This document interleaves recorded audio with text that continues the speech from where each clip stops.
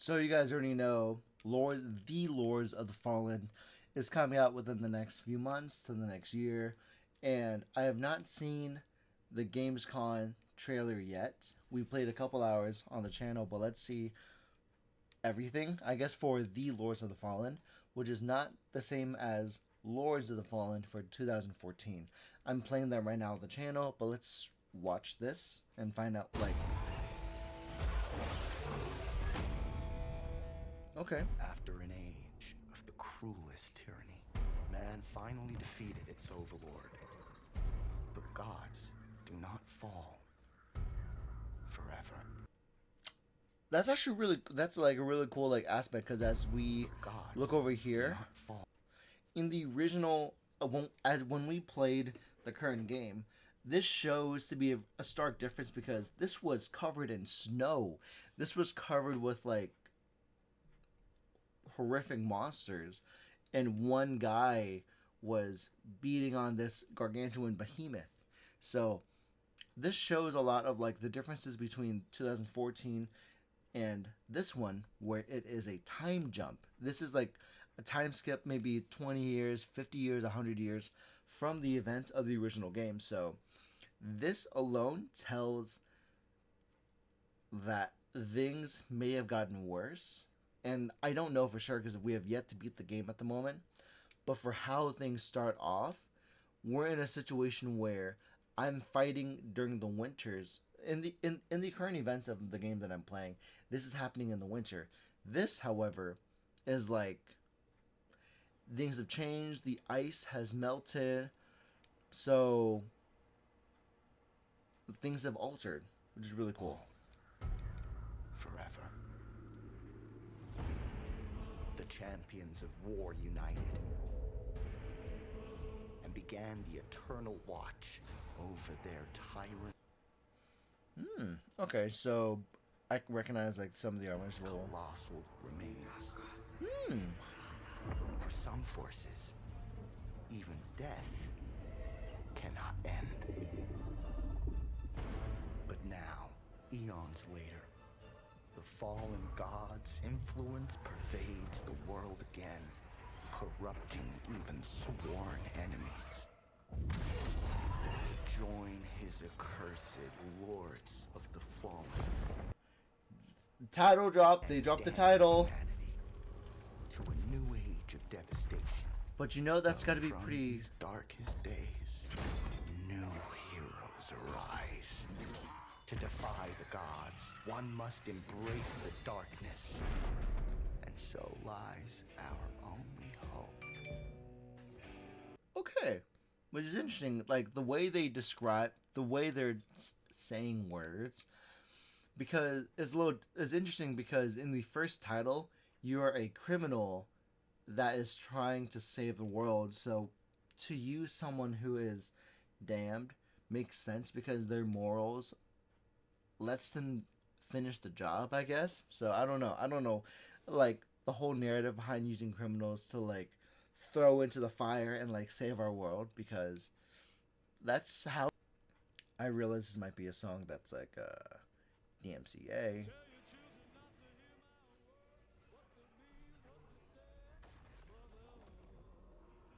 That's okay. That's pretty cool.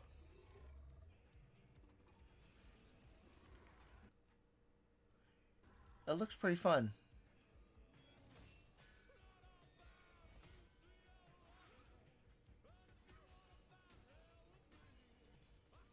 For okay, okay, that's gonna be fun. Like this is the second phase, and what does the lantern do? I wonder.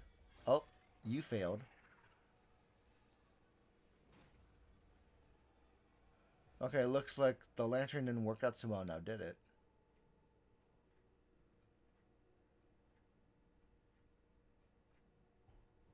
Oh, you're gonna be revived.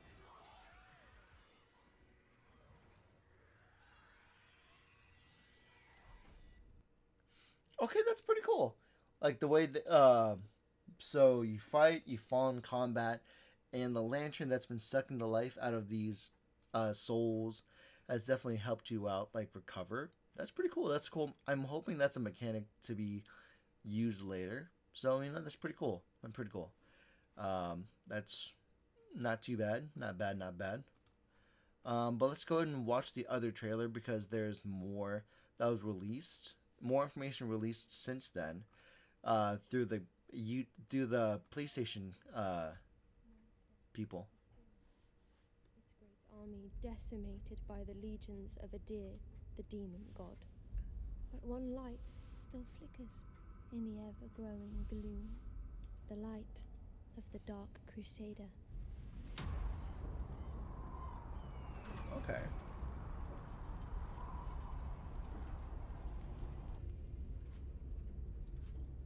I wonder if this feels like the same church from the beginning of the game. 3 different classes, that makes reasonable sense. There's the caster, the warrior, and like the in between. The radiance of Mornstead withers.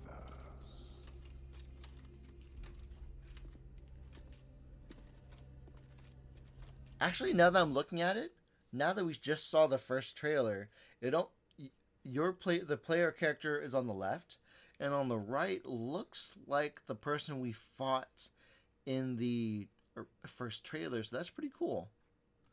That's really interesting.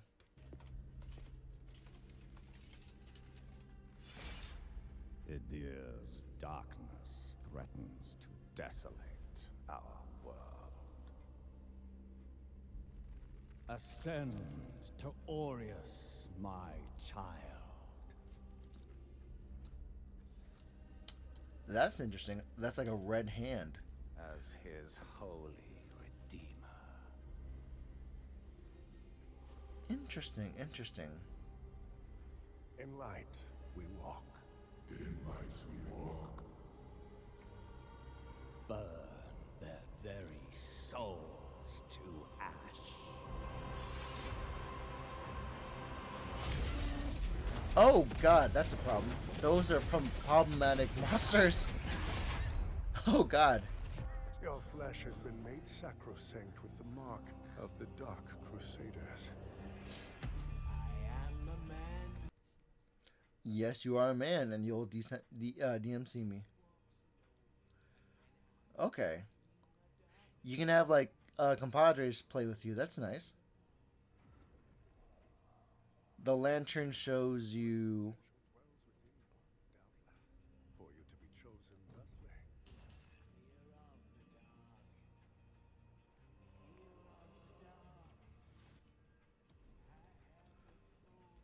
Okay, that's a lot. Okay, guard, magic's used. Oh, that guy's. Oh, magic your own, because like, in the 3 classes you play, you have 3 kinds of magics. So to see all kinds of magics displayed now, that's pretty nice. Okay. This is a much bigger world than the confines of the castle, because in the original game that we're playing, you're stuck in this one castle, much like how you're stuck in town in Bloodborne. But this makes you travel across the land. The expanding area is pretty nice.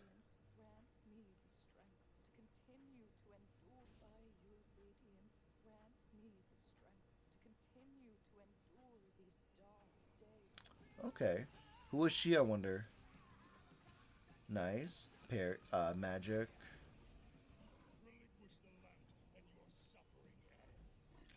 Okay.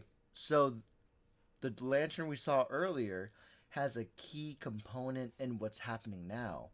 I'm really excited to see what the lantern plays. But it looks like every time you defeat a boss or defeat an enemy, you absorb their essence into the lantern. And that's important, apparently.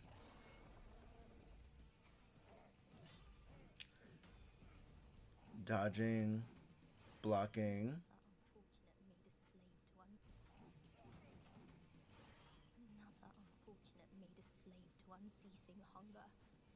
I pity you. Oh, that's your friend that became an enemy now. Okay, that's too bad. Why is she throwing all that magic on you, man? Blessed beacons of Mornstead and thwart Adir's cataclysmic resurrection. Oh, that's a problem.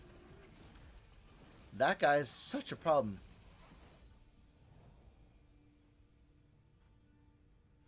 October 30th. Okay, so I lied. It's coming out like in October this year. But just from the gameplay trailer itself, that like looks to be so much fun. Let's see, right here.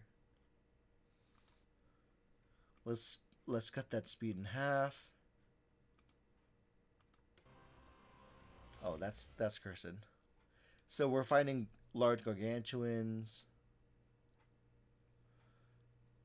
That's a phase. Those are phases.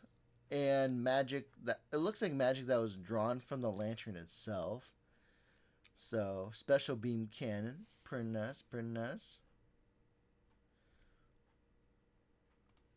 And when we go over here, like this encompassing world's been pretty fun looking.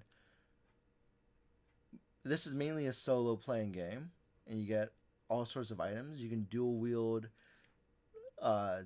There's friends you can play with along too. They have their own lantern, so you have the choice of sword and shield, great sword, or dual wielding, and plus there's magic included. Okay, that's pretty fun. I like the gameplay and like aspects so far, based on this trailer alone, and the lantern reveals a lot of secrets. And there's astral weapons. Not bad, not bad. I'm liking it, I'm liking it. And then as you expand into the world, that's pretty cool. There's like, that looks like a combo with like your secondary and primary weapon. That's pretty cool. You have the choice of like a shield as a secondary item, or you can get it like a short axe. Not too bad. Projections, pretty cool. There's a lot of armor types as well, so that's looking pretty fun. A lot more. The combat is vastly expanded compared to when we were playing the 2014 game. Magic hammer is always great with shockwaves to boot. Pretty cool. I'm liking it.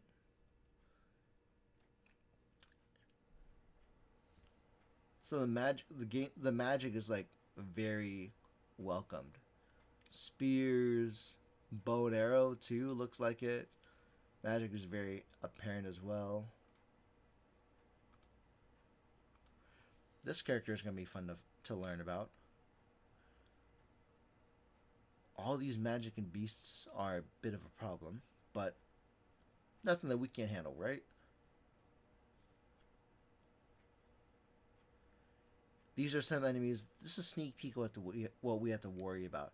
But for us to fight our friend from the beginning of the trailer, bound to happen.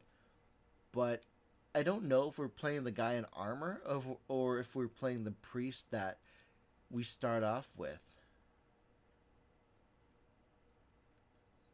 Okay.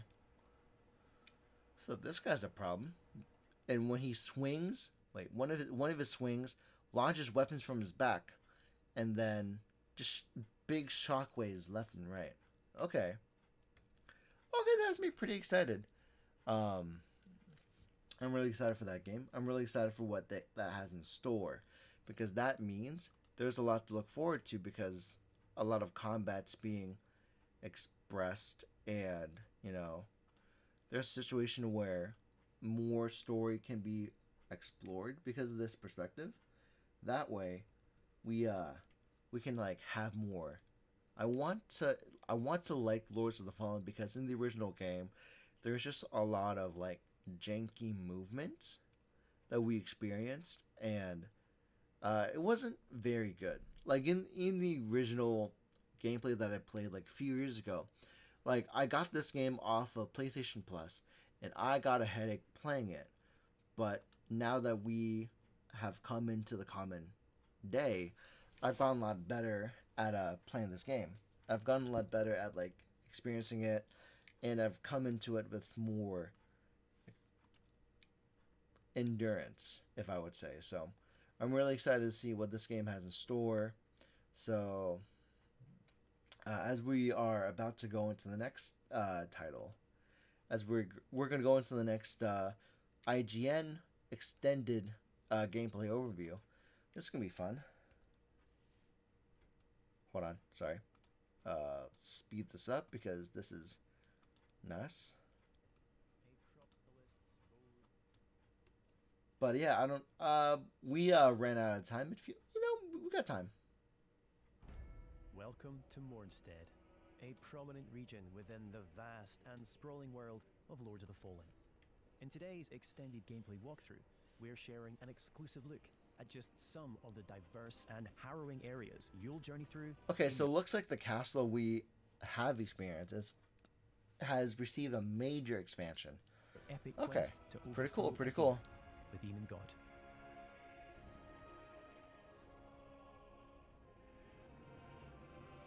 Skyrest Bridge. Okay. Yeah, because when we started the game, we were inside the monastery right here. So very different. We don't have the lantern in our original game. Skyrest Bridge. It is guarded by Pieta, she of the Blessed Renewal, one of the game's early boss encounters. We must triumph against her in order to proceed with our holy charge to restore radiance to the 6 beacons of the Sentinels. 6 Fort beacons of the Fear the Rising. Sentinels.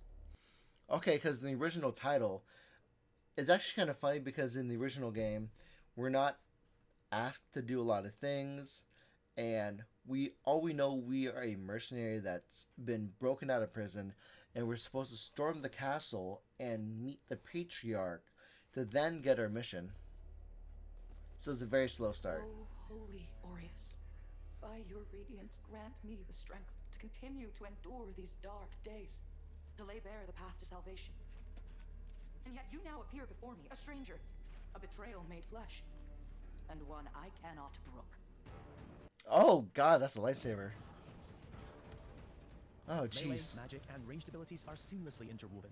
Oh, Alongside standard attacks, we can you do choose ranged between attacks too, which is catalysts, nice. bows, crossbows, or throwables, mapping up to 4 additional magic or ranged skills to your controller for immediate access. This rapidly speeds up combat and reduces the need to your controller, crossbows, or throwables.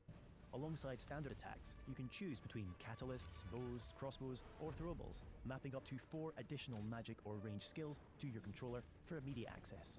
This rapidly speeds up combat and reduces the need to swap between options.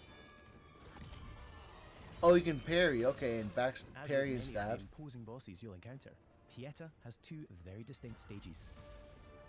Okay, she becomes a winged angel, and that looks Death is not necessarily terrible. the end in Lords of the Fallen. When slain in Axiom, the realm of the living, you'll resurrect in Umbral, the realm of the dead. Okay. You now have one final chance to survive. Okay, this is really cool. You get 2 chances, but I wonder if you die, do you go back to your grave and collect all your items back? But there's an Umbral stage, and you can still fight twice again. Okay. If you finish the fight, do you get back? Do you go back to the living, or how does that work? Because we're in the Umbral stage right now, so I'm wondering if that'll change if you survive.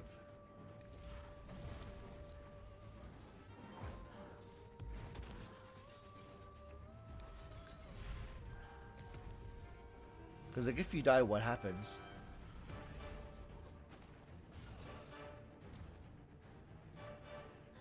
Okay, so she's down, or is she dead?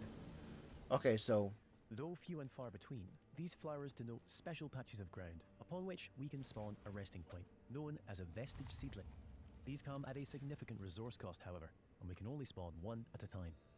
The realms of Axiom and Umbral exist in parallel. Each world features its own unique pathways, enemies, characters, and, of course, treasures. Okay, so you're telling me each... Okay, so even if you die, the area you're going to be in have different enemies from what you're currently in. We can from now like use the this original crafty world. vestige Okay. to return to Axiom. You can stay in the Umbral realm and fight those monsters, or you can return to Axiom and fight in the world proper. Okay. Very cool. Oh, my bad. That's some fall damage, man. Why did you just, like, take it?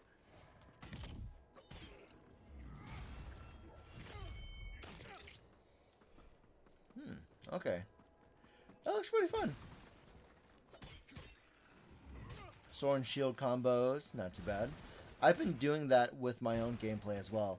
I've been doing We sword and can shield peer combos. into the secondary realm at any time by raising the umbral lamp. Though be advised, this also renders you vulnerable to its inhabitants.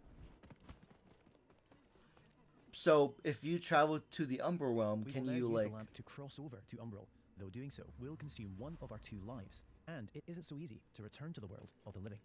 Okay, so there. So okay, that's gonna be so fun though because each realm has its own difficulties.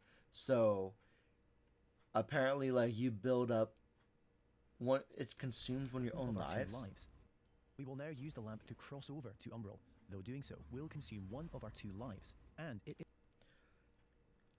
Okay, so what it's telling me is that you have your first chance and second chance, and you can go into the Umbral world. That's fine to help you traverse the world, but if you die, that's your permadeath until you go back to the bonfire and you reclaim your soul. That's pretty cool. isn't so easy to return to the world of the living. Okay. Many enemies require a different approach to combat. This mendacious visage, for example, is only vulnerable when attacked from the back, or when it reveals its true form.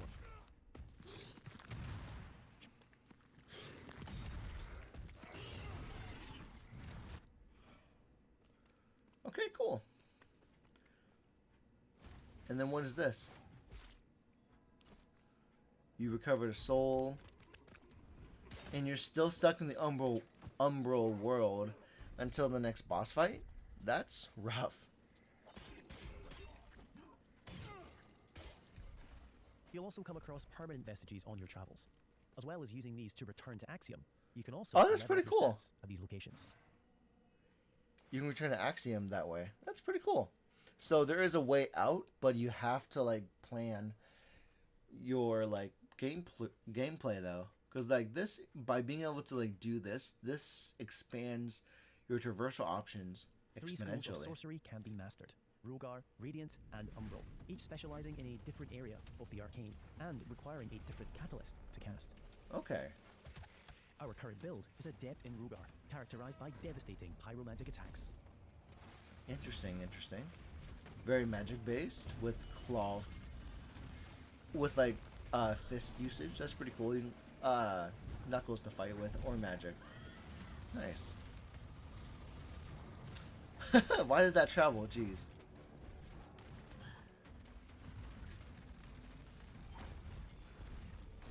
That's really cool.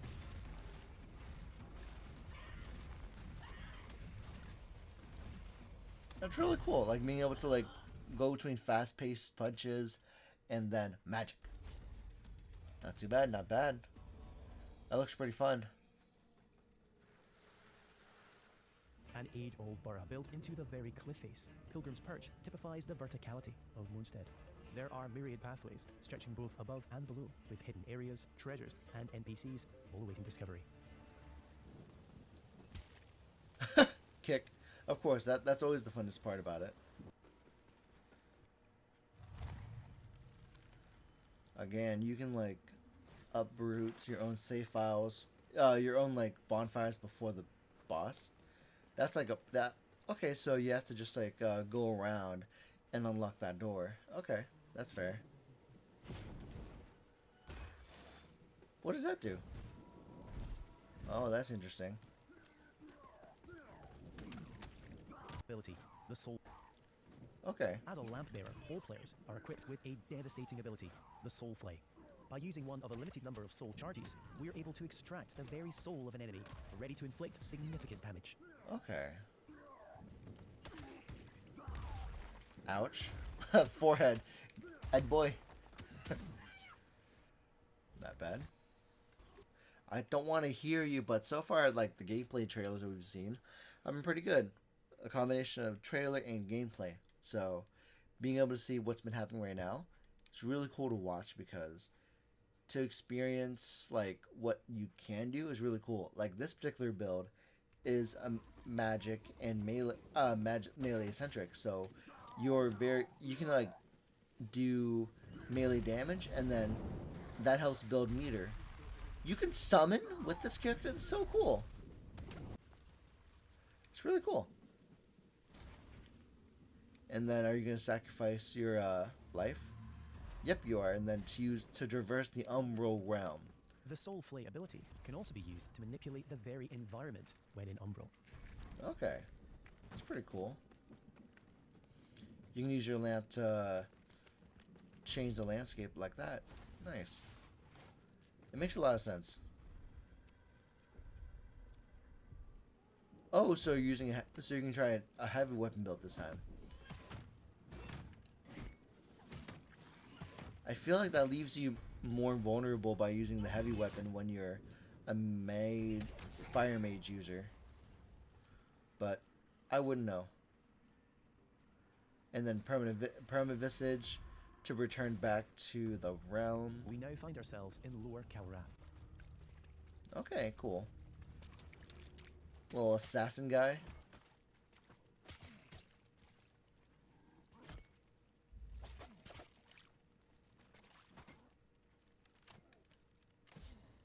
Nice.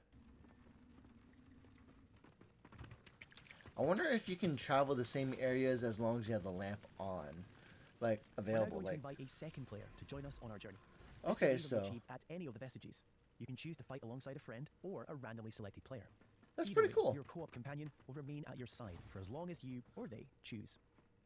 Okay, that's As cool. a So radiant sorcerer, co-op is very available to you. That's good. our ally That's is great. able to buff either character with various enhancements.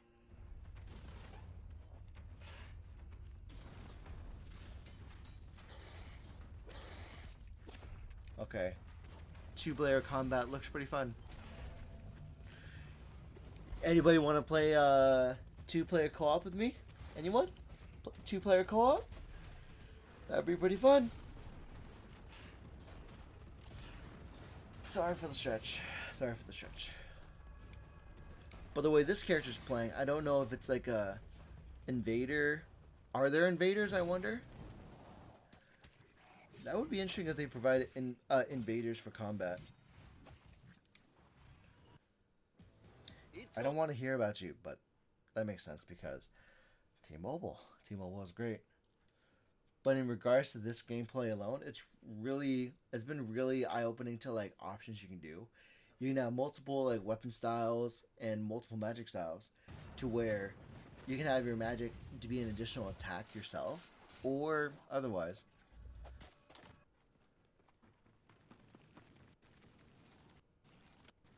Umbral entity.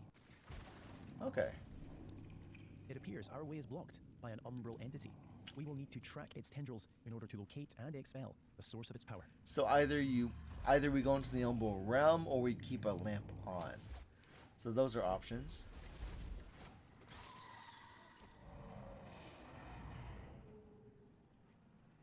Okay. That uses up one of your like lives, but you can always recover at the next way station, right?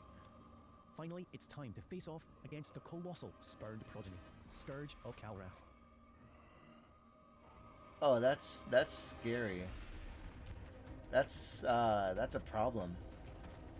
He looks wait, what's coming out of his mouth? That's a problem. Is that how you eat? Oh god. That's the problem. Jeez, this guy's hungry. What's up with his mouth arm too? Jeez. Weaknesses are like in the ankles, looks like. You have to be careful about... Oh god, those are really wide attacks. Yeah, definitely a place to escape the fiery floor. That makes sense. That's reasonable. That's pretty cool. The lands of Mornstead await you. Pre-order Lords of the Fallen now and prepare to unleash the darkness on Friday, the 13th of October. Friday the 13th? Oh, that's cursed. That's cursed. Perfect release date for a game like Lords of the Fallen. But Friday the 13th? Ah. Anyways, I like the trailer. I like what we've seen so far. I do find myself very attracted to the idea of playing the new Lords of the Fallen, but I am still currently playing the first game. So with the next at the time of recording, I've not done my second stream of Lords of the Fallen. I can't wait to play it to see how I feel. But overall, this gives promise where the gameplay is much faster than the clunkier 2014 game. So in the past 6 years, 10 years, it's been almost 10 years. It's been 9 years since the original release, and with gameplay footage that we've seen, looks pretty fun. Looks really enticing. I'm excited. Let me know your thoughts, and I'll see you next time. Okay?